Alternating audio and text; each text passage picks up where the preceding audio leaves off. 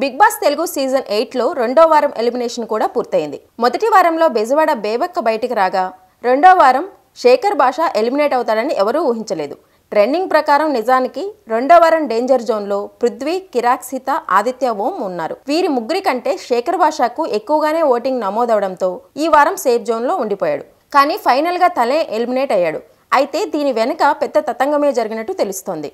3 రోజుల క్రితమే శేఖర్ భాషకు కొడుకు పుట్టాడు. ఈ విషయాన్ని శనివారం ఎపిసోడ్లో నాగార్జున చెప్పడంతో సంతోషంతో ఎమోషన్ అయ్యాడు భాష. తన భార్య కొడుకుని చూడాలనే ఆశతో ఎలాగైనా బయటకు వెళ్లాలని నిర్ణయించుకున్నాడని, అందుకు బిగ్ బాస్ కూడా ఒప్పుకోవడంతో సేఫ్ జోన్లో ఉన్న శేఖర్ భాషను ఊహించని విధంగా ఎలిమినేట్ చేసినట్టు సమాచారం. అయితే ఇదే ఎలిమినేషన్పై భాష కూడా క్లారిటీ ఇచ్చాడు. ఎలిమినేట్ అయిన తర్వాత ఓ ఛానల్కి ఇచ్చిన ఇంటర్వ్యూలో ఎలిమినేషన్ ప్రక్రియ గురించి చెప్పేశాడు శేఖర్ భాష. నేనే కావాలని బయటకు వచ్చేసా. బిగ్ బాస్ చరిత్రలో ఇదే ఫస్ట్ హ్యాపీ ఎలిమినేషన్. నా కొడుకుని చూసేందుకు నేనే బిగ్ బాస్ని అడిగి హౌస్ నుంచి బయటకు వచ్చేసాను. అలాగే కొంచెం ఫుడ్ కూడా ప్రాబ్లం అయింది. హౌస్లో అందరూ నాకు సపోర్ట్ చేశారు. నేను ఇంకా ముందుకు వెళ్తానని నమ్మి నాకు సపోర్ట్ చేసిన వారందరికీ క్షమాపణలు చెప్తున్నానని భాష తెలిపారు. కానీ రెండో వారం ఎలిమినేషన్పై నెటిజన్స్ మండిపడుతున్నారు. వారం మొత్తం ఆడియన్స్ వేసిన ఓటింగ్ పనికిరాదా అంటూ కామెంట్స్ చేస్తున్నారు.